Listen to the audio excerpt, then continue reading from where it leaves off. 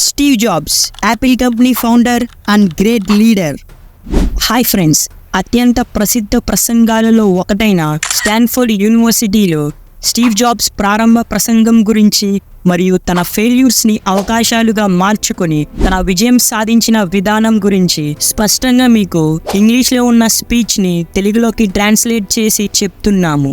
ఈ స్పీచ్లో Steve jobs 3 శక్తివంతమైన జీవిత పాఠాలను పంచుకున్నారు. ఇది కాలేజ్ డ్రాప్అవుట్ నుంచి టెక్నాలజీ మరియు డిజైన్లో విప్లవాత్మకమైన దార్శనిక మేధావిగా తన ప్రయాణాన్ని రూపొందించింది. కాబట్టి స్టీవ్ జాబ్స్ చెప్పిన connecting the dots, love and లాస్ని అధిగమించడం మరియు డెత్ అనే అనివార్యతను స్వీకరించడం వెనుక ఉన్న జ్ఞానాన్ని వెలికి తీయడానికి సిద్ధంగా ఉండండి. ఈ టైమ్లెస్ లెసన్స్ని మీ సొంత జీవితానికి మరియు మీ వృత్తికి ఎలా అప్లై చేసుకోవాలో తెలుసుకోవడానికి చివరి వరకు ఉండండి. స్టే హంగ్రీ, స్టే ఫూలిష్గా ఉండడం ఎలానో తెలుసుకుందాం. Thank you. ప్రపంచంలోని అత్యుత్తమ యూనివర్సిటీస్లో ఒక దాని నుండి మీ ప్రారంభ సమయంలో ఈ రోజు మీతో ఉండడం నాకు చాలా గౌరవంగా ఉంది. నేను ఎప్పుడూ కాలేజ్ డిగ్రీ పాస్ అవ్వలేదు. నిజం చెప్పాలంటే ఒక కాలేజ్ యొక్క గ్రాడ్యుయేషన్ సెరమనీని ఇంత దగ్గరగా చూడడం ఇదే మొదటిసారి. ఈ రోజు నా జీవితంలోని 3 కథలు మీకు చెప్పాలనుకుంటున్నాను. అంతే, పెద్ద విషయం కాదు, కేవలం 3 కథలు మాత్రమే. The first story is about connecting the dots. నేను మొదటి 6 months తర్వాత రీడ్ కళాశాల నుండి డ్రాప్అవుట్ అయ్యాను. కానీ తర్వాత 18 months వరకు ఏదో కారణం వల్ల అక్కడికి వెళ్తూ ఉండేవాడిని. అసలు నేను ఎందుకు డ్రాప్ అయ్యాను అని అనుకుంటున్నారా? యాక్చువల్గా ఈ స్టోరీ నేను పుట్టక ముందు నుండే స్టార్ట్ అయింది. నా biological mother young and graduate student. తను నన్ను ఇంకొకరికి అడాప్ట్ చేయాలని అనుకుంది. అంతేకాదు, నన్ను అడాప్ట్ చేసుకునే వాళ్ళు కూడా గ్రాడ్యుయేట్ అయి ఉండాలని అనేది తన కోరిక. అంతా సెట్ అయిపోయింది. నన్ను అడాప్ట్ చేసుకోవడానికి ఒక లాయర్ అండ్ తన వైఫ్ వచ్చారు. కానీ లాస్ట్ మినిట్లో నన్ను చూడగానే వారికి అబ్బాయి వద్దు, అమ్మాయి కావాలి అని డెసిషన్ చేంజ్ చేసుకున్నారు. దాంతో ఆ రోజు రాత్రే వెయిటింగ్ లిస్ట్లో ఉన్న వారికి మా పేరెంట్స్ కాల్ చేసి, మా దగ్గర బేబీ బాయ్ ఉన్నారు, మీరు అడాప్ట్ చేసుకుంటారా అని అడిగారు. వాళ్ళు వెంటనే ఓకే అని ఒప్పుకున్నారు. తర్వాత నాకు కాబోయే పేరెంట్స్లో అమ్మ గ్రాడ్యుయేట్ కాదు, నాన్న హై స్కూల్ కూడా చదవలేదు అని నా బయోలాజికల్ మదర్కు తెలిసింది. తరువాత నా కాబోయే పేరెంట్స్ నన్ను గ్రాడ్యుయేట్ చేస్తాం అని ప్రామిస్ చేయడంతో అడాప్షన్కు ఒప్పుకుంది. నా లైఫ్లోని స్టార్టింగ్ అంతా ఈ విధంగా ఉండేది. అండ్ 17 ఏళ్ల తర్వాత నేను కాలేజ్కి వెళ్ళడం స్టార్ట్ చేశాను. స్టార్టింగ్లోనే నేను స్టాన్ఫోర్డ్ యూనివర్సిటీ లాంటి పెద్ద కాలేజ్ని చూస్ చేసుకున్నాను. మా పేరెంట్స్ కష్టార్జితమంతా నా కాలేజ్కి అయిపోయేది. 6 months తర్వాత నాకు ఈ చదువులో అసలు వాల్యూ కనబడలేదు. అసలు లైఫ్లో ఏం చేయాలో నాకు ఐడియా కూడా లేదు. కాలేజ్ చదువు నన్ను ఏ విధంగా హెల్ప్ చేస్తుందో కూడా అర్థం కావట్లేదు. పేరెంట్స్ కష్టపడి సంపాదించిన డబ్బంతా వేస్ట్గా ఖర్చు అయిపోతుంది. ఏం జరిగినా మంచే జరుగుతుందిలే అని అనుకొని ఆ కాలేజ్ నుండి డ్రాప్అవుట్ అయ్యాను. ఆ టైంలో ఇదంతా నాకు ఎంతో భయంకరంగా అనిపించింది. కానీ ఇప్పుడు నా లైఫ్ని వెనక్కి తిరిగి చూసుకుంటే ఆ రోజు నేను తీసుకున్న డెసిషన్ నా లైఫ్లోనే one of the best decision అని నాకు అనిపించింది. నేను కాలేజ్ని వదిలేసిన తరువాత డైలీ అన్ని క్లాసెస్కి అటెండ్ అయ్యే బరువు నా మీద నుండి తొలగిపోయింది. సో నేను సైలెంట్గా నాకు ఇంట్రెస్ట్ ఉన్న క్లాసెస్కే వెళ్ళేవాడిని. ఇదంతా చెప్పినంత ఈజీ ఏం కాదు. నేను ఉండడానికి నా దగ్గర రూమ్ కూడా ఉండేది కాదు. సో నా ఫ్రెండ్స్ రూమ్లో ఫ్లోర్ల మీద పడుకునేవాడిని. కోక్ బాటిల్స్ని కలెక్ట్ చేసి రిటర్న్లో వచ్చిన డబ్బులతో ఆహారాన్ని తినేవాడిని. హరే కృష్ణ టెంపుల్కి వెళ్ళి అక్కడ పెట్టే భోజనాన్ని కడుపు నిండా తినేవాడిని. వారంలో ఒక్కసారైనా కడుపు నిండా తినడం నాకు చాలా సంతోషంగా అనిపించేది. నా లైఫ్లో నేను క్యూరియాసిటీతో చేసిన ప్రతి పని ఫ్యూచర్లో ఎంతో ప్రైజ్లెస్గా మారింది. Let me give an example. Calligraphy నేర్చుకోవడంలో రీడ్ కాలేజ్ ఆ టైంలో మంచి పొజిషన్లో ఉండేది.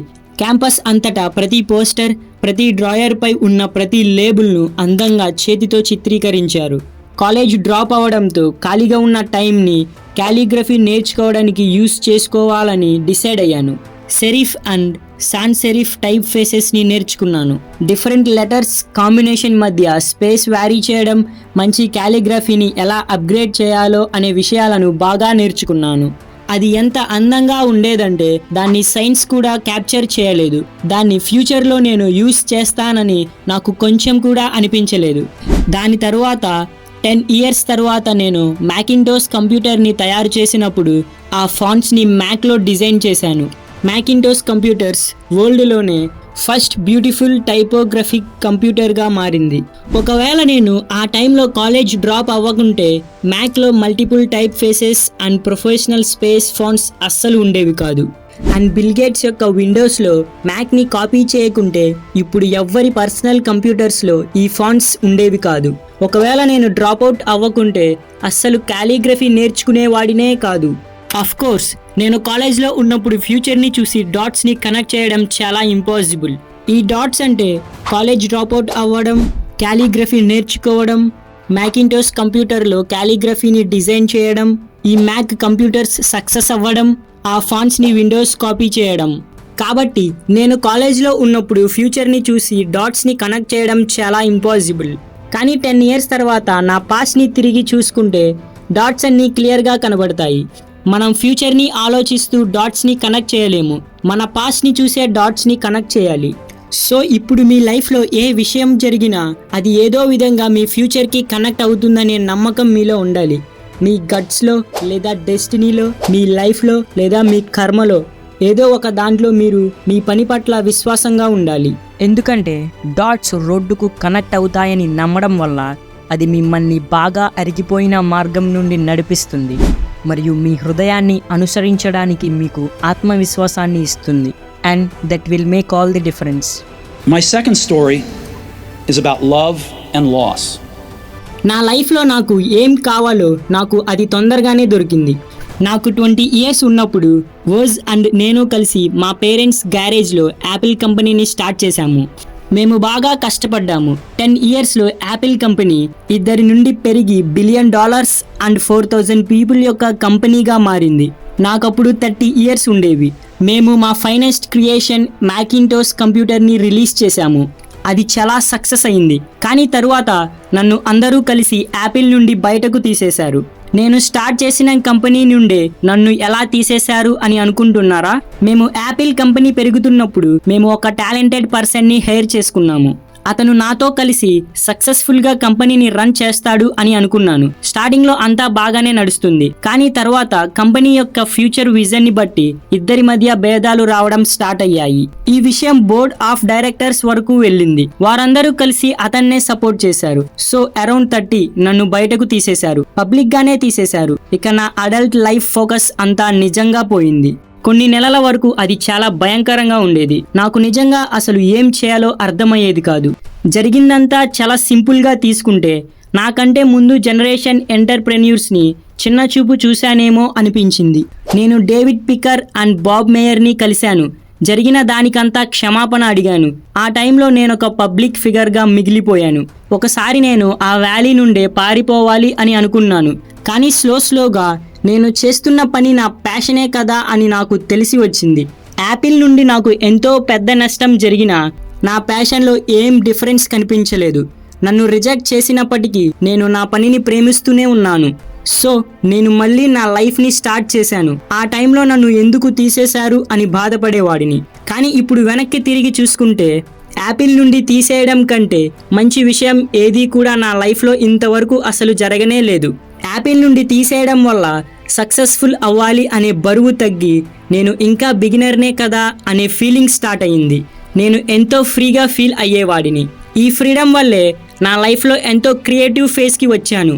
మరో 5 ఇయర్స్లో నేను నెక్స్ట్ అండ్ పిక్సర్ అనే కంపెనీలను స్టార్ట్ చేశాను. దానివల్ల ఒక అమేజింగ్ లేడీతో నా పరిచయం స్టార్ట్ అయింది. రాబోయే కాలంలో తనే నా వైఫ్గా మారింది. పిక్సర్ కంపెనీ ప్రపంచంలోనే మొట్టమొదటి computer animated future film toy స్టోరీని సృష్టించింది మరియు అది ఇప్పుడు ప్రపంచంలోనే అత్యంత విజయవంతమైన యానిమేషన్ స్టూడియో. యాపిల్ ఒక రిమార్కబుల్ అడుగు ముందుకు వేసి నెక్స్ట్ను కొనుగోలు చేసింది. నేను యాపిల్కి తిరిగి వచ్చాను మరియు ఇప్పుడు యాపిల్ నెక్స్ట్ ద్వారా డెవలప్ అయిన టెక్నాలజీని యూజ్ చేసుకుంటుంది మరియు లారెన్ మరియు నేను కలిసి ఒక అద్భుతమైన కుటుంబాన్ని కలిగి ఉన్నాము. నన్ను యాపిల్ నుంచి తీసేయకుంటే ఇదంతా జరిగేది కాదు అని నేను ష్యూరిటీగా చెప్పగలను. అది ఒక చేదు మెడిసిన్ లాంటిది. ప్రతి ఒక్క వ్యక్తికి అది అవసరం. మిమ్మల్ని కూడా లైఫ్ ఇలా లాగి పెట్టి కొడుతుంది. కానీ మీరు మీ ప్యాషన్ పట్ల విశ్వాసాన్ని వదలకండి. నేను చేసే పనిని ఎక్కువగా ప్రేమించేవాడిని. కాబట్టి నేను లైఫ్లో ముందుకు వెళ్ళేవాడినని నేను ఖచ్చితంగా చెప్పగలను. I love my work. మీరు కూడా ఏ పనిని ఇష్టపడుతున్నారో అదే మీరు తెలుసుకోవాలి. మీ లైఫ్లో లవ్ని వెతకడం ఎంత అవసరమో మీకు ఇష్టమైన వర్క్ని తెలుసుకోవడం కూడా అంతే అవసరం. మీరు చేసే పనికి మీ లైఫ్లో ఒక పెద్ద చోటు ఉంటుంది. మీరు లైఫ్లో ట్రూగా సాటిస్ఫై అవ్వాలంటే మీరు దేన్నైతే ఇష్టంగా ప్రేమిస్తున్నారో ఆ పనినే చేయండి. మీ లైఫ్లో పెద్ద సక్సెస్ సాధించాలనుకుంటే మీకున్న దారి మీరు ఎంజాయ్ చేసే వర్క్ని చేయడమే. ఒకవేళ ఇంతవరకు ఆ పని మీకు దొరకలేదంటే వెతుకుతూ ఉండండి. ఆ పని దొరికేంత వరకు వెతుకుతూ ఉండండి. నా థర్డ్ స్టోరీ డెత్ గురించి. నాకు 17 ఇయర్స్ ఉన్నప్పుడు నేను ఒక కోట్ని చదివాను. ప్రతిరోజు మీరు మీ చివరి రోజుగా జీవిస్తే ఏదో ఒక రోజు మీరు ఖచ్చితంగా సరైన వారవుతారు. ఆ కోట్ నా మైండ్లో ఒక ఇంప్రెషన్ని తెచ్చింది. ఆ రోజుతో చివరి 33 ఇయర్స్ నుంచి మార్నింగ్ లేవగానే నేను ప్రతిరోజు ఉదయం అద్దంలో చూస్తూ నన్ను నేను ప్రశ్నించుకున్నాను, ఈరోజు నా జీవితంలో చివరి రోజు అయితే నేను ఎలా జీవిస్తాను? డైలీ చేసే పనులనే చేస్తానా? 2-3 డేస్ వరకు దాని ఆన్సర్ నాకు తెలియకపోతే నా లైఫ్లో ఏదో ఒకటి చేంజ్ చేయాలి అని నాకు అర్థమయ్యేది. నేనెప్పుడు చనిపోతానో తెలియదు, త్వరగా చనిపోతానేమో అనే విషయాన్ని గుర్తుపెట్టుకుంటే నా లైఫ్లో పెద్ద పెద్ద డెసిషన్స్ తీసుకోవడానికి నాకు హెల్ప్ అవుతుంది. ఎందుకంటే ఒక్కసారి నా చావు గురించి నేను ఆలోచిస్తే నా మొత్తం ఎక్స్పెక్టేషన్స్, నా ప్రైడ్, ఫెయిల్యూర్ అవుతాననే భయం అంతా మాయమైపోతుంది. జస్ట్ ఏది అవసరమో అదే గుర్తుంటుంది. ఏదో ఒక రోజు చనిపోతాం అనే విషయాన్ని గుర్తుపెట్టుకోవడం, మన దగ్గర నుండి ప్రతి వస్తువు చేజారిపోతాం అనే భయం నుండి బయటకు రావడానికి మంచి మార్గం. మనం పుట్టినప్పుడు ఏం లేకుండా పుట్టాం కాబట్టి మనం చేసే పని మనస్ఫూర్తిగా చేయడానికి ఇంకో రీజన్ అవసరం లేదు. నియర్లీ 1 ఇయర్ ముందు నాకు క్యాన్సర్ ఉందని తెలిసింది. మార్నింగ్ 7:30కి నాకు స్కానింగ్ చేశారు. నా ఫ్యాంక్రియాస్లో ట్యూమర్ ఉందని అందులో క్లియర్గా తెలుస్తుంది. అసలు ఫ్యాంక్రియాస్ అంటే ఏంటో కూడా నాకు తెలియదు. నా క్యాన్సర్కు అసలు మెడిసిన్ లేదు అని డాక్టర్లు ఎంతో క్లియర్గా చెప్తున్నారు. నేను 3 నుండి 6 నెలల అతిథిని, ఇంటికి వెళ్ళి అన్నిటినీ సెట్ చేసుకోండి అని నాకు డాక్టర్ చెప్పాడు. అంటే ఇండైరెక్ట్గా నా చావుకు ప్రిపేర్ చేసుకోమని అర్థం. అంటే నా ఫ్యామిలీతో నెక్స్ట్ 10 ఇయర్స్ మాట్లాడే మాటలు కొన్ని నెలల్లోనే మాట్లాడుకోమని దాని అర్థం. నా ద్వారా నా ఫ్యామిలీకి చాలా తక్కువ కష్టాలు రావాలి అని దాని అర్థం. అందరికీ గుడ్ బై చెప్పండి అని దాని అర్థం. నేను ఆ డయాగ్నోసిస్తో రోజంతా గడిపాను. అందులో ఒక ఎండోస్కోప్ని నా నోటిలో దూర్చి నా కడుపులో నుండి తీసుకెళ్ళి నా ఇంటెస్టైన్లో వేశారు. ఒక సూదిలో ట్యూమర్ యొక్క కొన్ని సెల్స్ని బయటకు తీశారు. కానీ నా వైఫ్ అక్కడే ఉంది.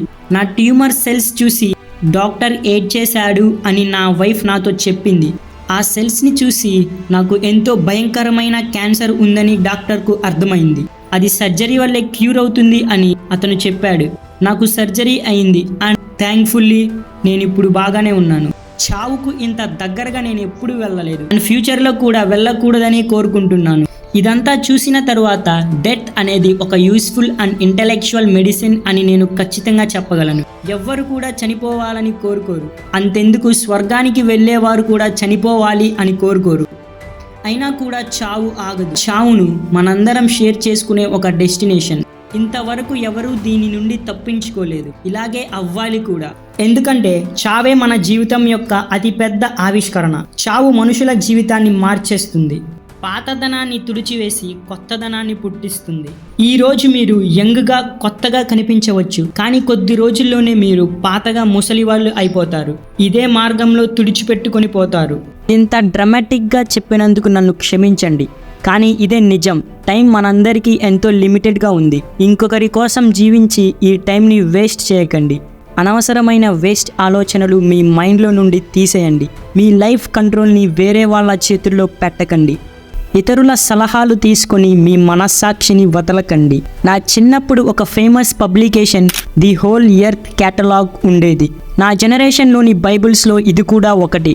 దాన్ని స్టూవర్ట్ బరాట్ అనే వ్యక్తి రాశాడు. అతను తన పొయిటిక్ టచ్తో ఎంతో అద్భుతంగా రాశాడు. గూగుల్ని ఒక బుక్ ఫామ్లో చేస్తే ఎలా ఉండేదో అది అలా ఉంటుంది. ఆ పబ్లికేషన్ అందరికీ ఒక ఆదర్శం, మంచి మంచి విషయాలతో నిండి ఉండేది. స్టూవర్ట్ అండ్ తన టీం ఈ కటలాగ్ యొక్క ఎన్నో ఇష్యూస్ని రిలీజ్ చేసింది అండ్ లాస్ట్లో ఒక ఫైనల్ ఇష్యూని రిలీజ్ చేసింది. అది mid-17 టైం నాటిది. నేను మీ ఏజ్లో ఉండేవాడిని. ఆ ఇష్యూలోని లాస్ట్ పేజ్ ఎండ్లో ఎర్లీ మార్నింగ్ కంట్రీ రోడ్ యొక్క ఫోటోగ్రఫీ ఉండేది. అందులో మీరు అడ్వెంచర్ అయితేనే మీకు మీరు సహాయం చేసుకోగలరు అని ఉంది. దాని కింద పెద్ద అక్షరాలతో ఒక కోట్ రాసి ఉంది, స్టే హంగ్రీ స్టే ఫూలిష్. వారు సైన్ ఆఫ్ చేసినప్పుడు అదే వారి farewell message, stay hungry stay foolish. నేను ప్రతిసారి నా కోసం ఈ కోట్ని విష్ చేసుకుంటాను. మీరు ఇక్కడి నుండి గ్రాడ్యుయేట్ అయ్యి బయటకు వెళ్ళినప్పుడు మీకోసం కూడా దీనే విష్ చేస్తాను, స్టే హంగ్రీ స్టే ఫూలిష్.